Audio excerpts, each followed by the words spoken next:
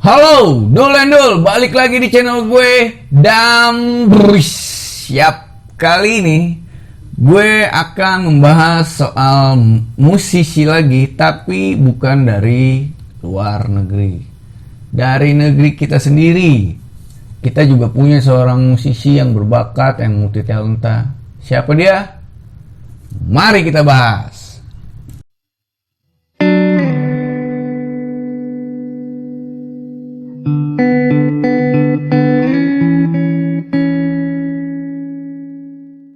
Gue kasih clue-nya.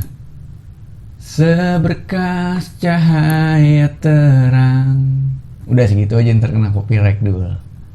Dia Nike Ardila, lahir dengan nama Raden Rara Nike Ratna Ardila. Wow, namanya cantik juga.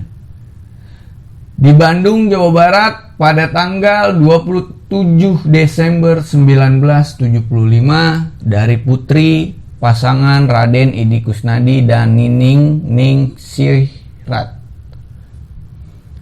Sejak kecil, Nike memang sudah menunjukkan ketertarikannya nih Dul and Dul untuk dunia tarik suara. Bakat menyanyi Nike ini mulai tumbuh sejak masih dia berusia 5 tahun. Darah seni Nike mengalir dari sang kakek yang merupakan seorang penyanyi keroncong. Bukan keroncong protol Dul and Dul, keroncong asli budaya Indonesia. Ketika Nike berusia 5 tahun nih, dia udah berani tampil nih Dul and Dul. Dia berani tampil di acara keluarga. Terus kegiatan-kegiatan seni pun dia ikutin. Lu bayangin Dul and Dul, umur 5 tahun udah berani tampil untuk mempercayakan diri. Lah, coba anak-anak sekarang. Lah, TikTok. TikTok Dul and Dul ya. Generasi kita beda banget. Oke. Niatnya ia menekuni panggung tarik suara ini semakin serius banget. Setelah ia berhasil menjadi juara Harapan 1, walaupun Harapan 1 tetap juara. Di dalam ajang lagu pilihanku, tepatnya tuh di acara televisi dulu kan, zaman dulu TV cuma satu, apalagi zaman tahun 80-an 90-an TV cuma ada satu, yaitu TVRI. Nah, dia menjuarai Pop Singer di Help Me, Kodia Bandung pada tahun 1985 nih Dul and Dul. Saat dia masih berusia 10 tahun. Jadi beranjak tuh dia mulai belajar nyanyi, mulai belajar pentas, mulai mengeluarkan bakatnya depan keluarga dulu dari umur 5 tahun. Nah, terus ditekunin sama dia sampai dia berani masuk ke TV. Si cantik jelita ini asik. Dia rutin mengikuti berbagai festival musik nih Dul and Dul, mulai dari tingkat kecamatan, sekolah, bahkan ia mewakili provinsi Jawa Barat. Nah Dul and Dul, kalau ada subscriber gua yang orang Jawa Barat atau orang Sunda nih, gue juga orang Sunda, kita harus bangga punya Nike Ardila. Keren. Setelah ia memenangkan sejumlah kontes bernyanyi nih Dul and Duls, pada tahun itu Nike didaftarkan oleh sang ibu ke Himpunan Artis Penyanyi Musisi Indonesia atau yang kita kenal tuh sekarang HAPMI, asuhan Jajat Pramor. Kemudian si cantik jelita ini bergabung dengan manajemen Denny Sabri. Ia adalah seorang wartawan musik senior kenamaan pada masa itu. Wow, sungguh menakjubkan. Bocah 10 tahun langsung direkrut. Di bawah pimpinan manajemen Denny, si cantik jelita ini pada saat itu yang masih kelas 5 SD sudah diminta untuk tampil di panggung-panggung pertunjukan musik rock. Nike juga sering menjadi pembuka acara dalam sejumlah konser penyanyi senior, termasuk Nicky Astria, Ita Permatasari, dan Ikang Fauzi. Tahu gak Ikang Fauzi lagu yang mana? Pap aski pap pap peman peman. Nah itu tuh. Sini ke Ardila, cantik jelita sayangku. Karena pada masa itu Nike belum memiliki lagu sendiri nih Doel and Doels. Ia biasanya mengcover lagu barat yang beraliran rock and roll. Wadaw, keren banget nih cewek. Apa coba Doel and Doels? Nggak tanggung-tanggung langsung tenonenet tenonenet. Pasti Doel and Doels tahu kan itu lagunya siapa? Yap, betul, itu lagunya The Final Countdown dari Europe. Dan Honky Tonk Woman, The Rolling Stone. Nah, berkelanjutan pada tahun 1986, si cantik jelita ini mulai memasuki dapur rekaman, tapi bukan dapur masak ya Doel and Doels, jangan salah paham. Dia memasuki dapur rekaman dan merilis single yang berjudul Lupa Diri. Kemudian si cantik jelita ini dimasukkan dalam album kompilasi nggak tanggung-tanggung Doel and Doels yang bertajuk Bandung Rock Power pada tahun 1987. Hanya berselang 1 tahun dia langsung masuk kompilasi album terbaik di Bandung, bayangin. Pada bulan Juli 1988, dia baru lulus SD nih Doel. Nah, si cantik jelita ini akhirnya merekam lagu pertamanya di bawah naungan GK Records. Namun sayangnya album ini gagal dirilis. Aduh, sangat disayangkan ya. Nah, Doel and Doels, bayangin tuh.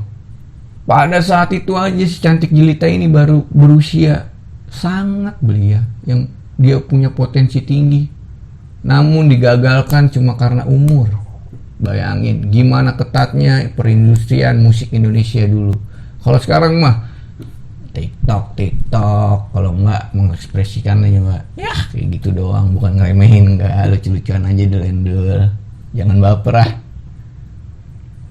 Karena apa sih? Ya itu tadi. Karena umurnya ia masih belia. Dan yang direkamnya pun lagu cinta, salahnya juga nih produser. Udah tahu dia masih belia, kenapa dikasih lagu cinta? Nah, gua akan membahas lebih tuntas tentang keseberkasinarnya dia dan kesuksesannya dia di tahun 1989. Pada awal 89 si cantik jelita ini sayangku, ia mulai merintis karirnya menjadi seorang aktor. Nah, kan multi talenta banget nih orang nih. Dia membintangi sebuah film layar lebar yang berjudul Gadis Foto Model. Nanti ada pokoknya di sini nih. Dalam film tersebut, si cantik jelita ini dijadikan backsound suara yang kemudian dirilis melalui album Os Gadis Foto Model. Wow. Pada bulan Oktober 1989, si cantik jelita ini bergabung lagi melalui Key Records, bukan Kiki, dan bukan. Saya tidak mempunyai label rekaman. Bersama label tersebut, si cantik ini akhirnya berhasil merilis album yang bertajuk yang tadi tuh, yang udah gue kasih clue, Seberkas Sinar, yang diproduseri oleh Dedi Dores. Nah, nanti kalau Doel and Doels nggak tahu siapa itu Dedi Dores, dia tuh produser, penulis lagu yang sangat berpengaruh juga Doel and Doels di karya musik Indonesia. Semenjak album perdana dirilis di penghujung 1989, nama si cantik jelita Nike Ardila ini sayangku masuk ke jajaran artis papan atas. Menurut Denny Sabri, Nike adalah perpaduan dari Nicky Astria, Meriam Bellina, dan Cut Irna.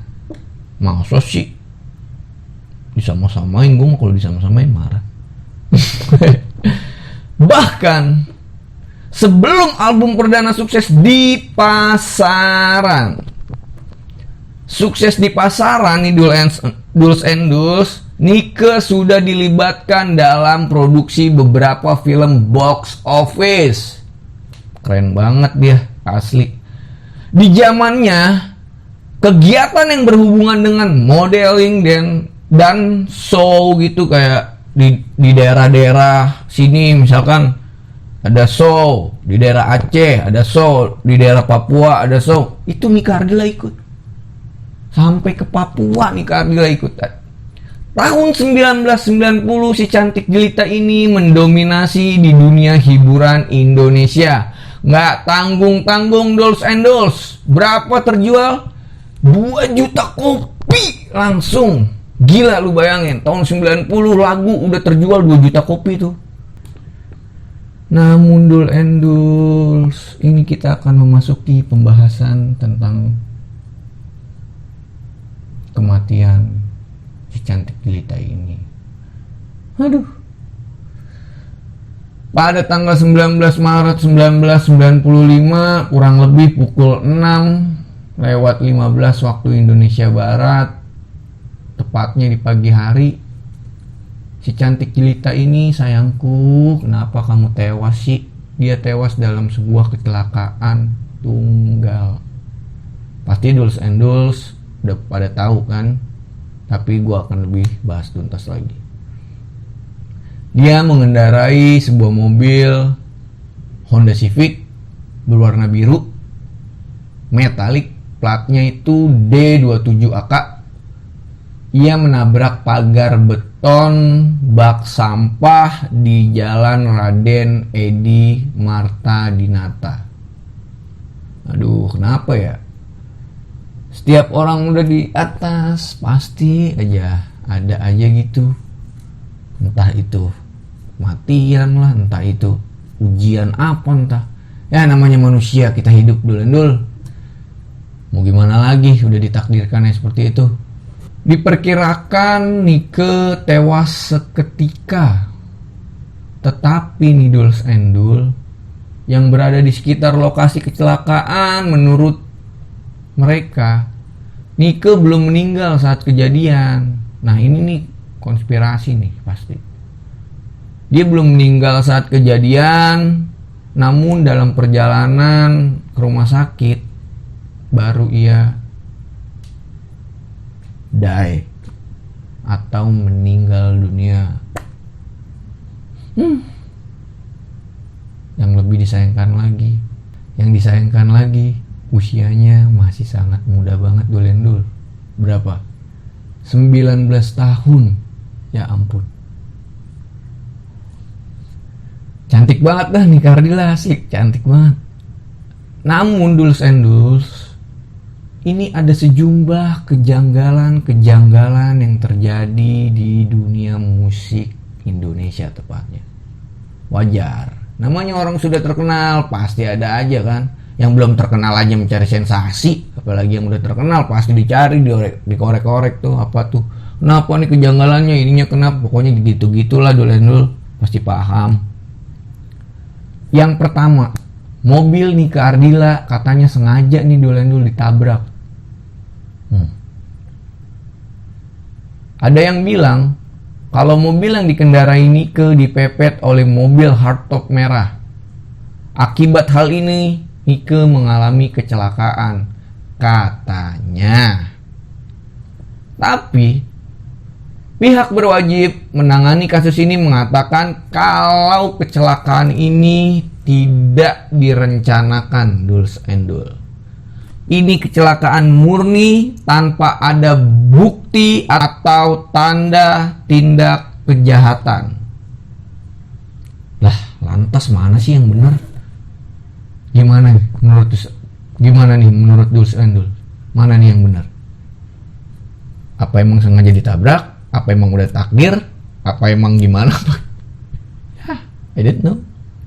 Yang sangat disedihkan lagi nih Duls and Dul, ibu dari sang jelita Nike Ardila ini baru diberitahu 3 hari setelah sang jelita Nike Ardila dikubur. Ya ampun, kasihan banget.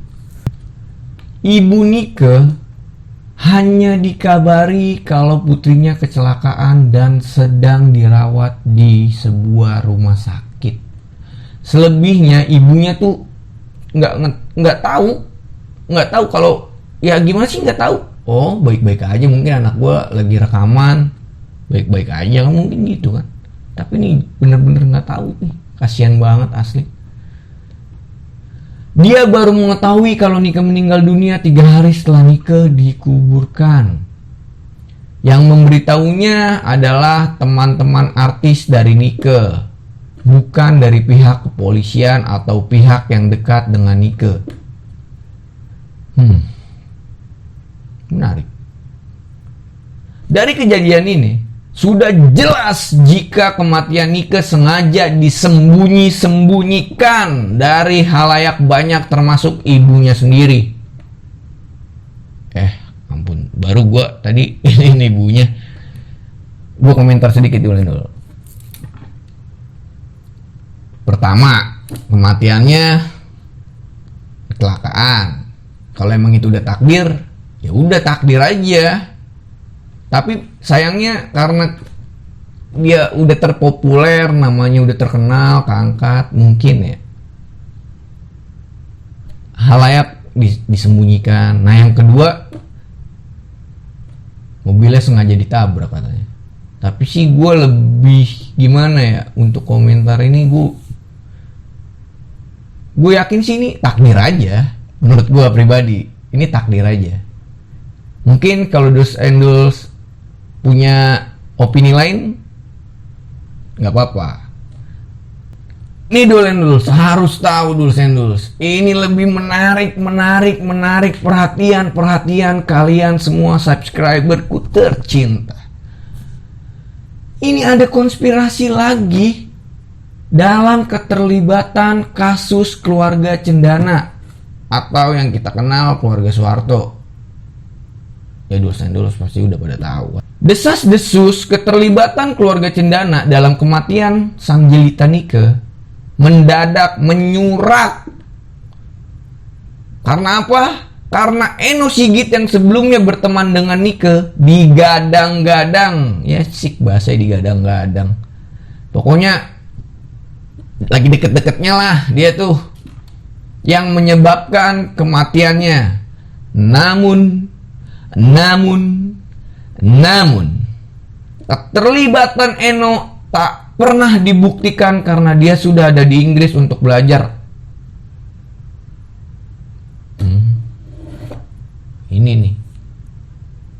Ini baru konspirasi.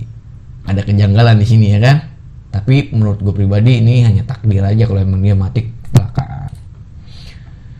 Hubungan Nike dan Eno bisa dibilang rumit nih Duls and Duls. Karena apa? Sih sampai rumit banget? Kedua orang tua ini dikabarkan memiliki cinta segitiga. Inilah cinta memang sudah segitiga, di mana aku layak jadi orang pertama. Dengan seorang pria bernama Tommy Nasution. Ia adalah seorang perwira angkatan udara. Yap. Gimana sih cewek cantik umur 19 tahun didekati sama seorang perwira ya? Tapi cinta segitiga, ya sih. Segitiga. Namun, kejadian ini dianggap sebagai pemicu dari Eno untuk melakukan hal-hal yang mengerikan seperti kecurigaan terhadap Eno. Hal ini semakin memuncak saat ia mendadak berkata, "Lah, bukan gua loh," kata dia. Kata ini seperti sebuah sinyal bahwa Nike sengaja dibunuh dengan motif kisah cinta yang berliku-liku. Gimana menurut Dul Endul? Dul Endul percaya konspirasi yang keterlibatan keluarga Cendana, atau Nika Ardila sengaja ditabrak, atau yang menurut gue pribadi adalah takdir? Ada lagi konspirasi yang mengatakan bahwa Nika Ardila mengkonsumsi narkoba. Namun sebelum gue memasuki ini, gue selalu mengingatkan Duls and Duls yang bijak. Subscriber gue yang baik hati, jauhi narkoba. Oke bro, narkoba bakal ngerusak kita. Bukan ngerusak kita lagi, ngerusak orang tua kita, ngerusak keluarga kita, pokoknya ngerusak dah. Gua hanya ngasih edukasi saja. Karena apa? Karena drugs itu sangat berbahaya, Dul and Dul. Semoga subscriber gua ini smart people. Oke? Gua harap seperti itu. Jauhi narkoba. Oke, gua akan masuk ke konspirasi kematian Nika Ardila gara-gara konsumsi narkoba dan minuman keras. Kematian sang jelita Nika Ardila sayangku ini memang tak pernah habis jadi bahan pembicaraan banyak sekali orang di Indonesia sampai saat ini. Setelah teori kematian yang super duper aneh itu melibatkan beberapa keluarga penting, Nika juga dikabarkan telah menggunakan narkoba dan minuman-minuman keras.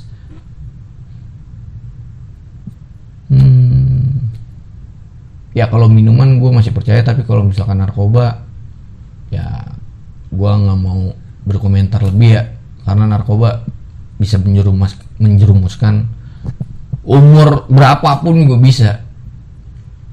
Nah, kecelakaan terjadi karena Nika tak bisa menyetir dengan baik nih Duls and Duls, karena di bawah pengaruh minuman beralkohol. Duls and Duls percaya yang mana nih?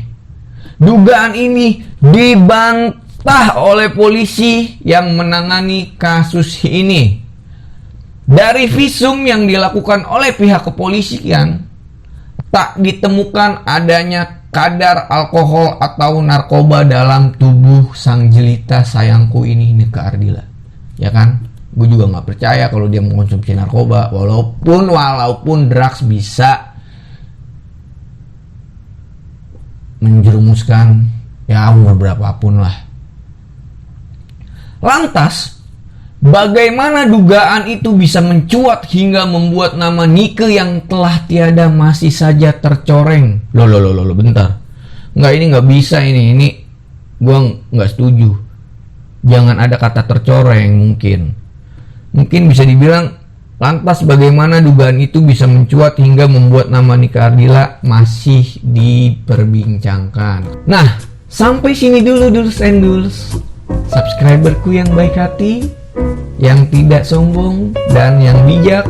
Jika ada kesalahan-kesalahan kata maupun audio maupun pembahasan ini, tolong kritik dan sarankan kami di komentar bawah. Tapi apa? Dengan bijak. Dan jangan lupa Duls and Duls, selalu like, komen dengan bijak, dan yang terpenting bunyiin tuh loncengnya. Ting dong. Kalau nggak dibunyiin loncengnya percuma, ya kan? Duls and Duls nggak bakalan bisa ngeliat apa yang baru kita up video terbaru dari Dambis. Oke Duls and Duls, sampai sini dulu pembahasan sang jelita cantik ini Nika Ardila. Karena gue, mau cantik anaknya. Oke Duls and Duls, sampai sini dulu pembahasan Nika Ardila. Sampai jumpa untuk pembahasan musisi-musisi dunia atau musisi-musisi Indonesia yang menarik. Oke, see ya!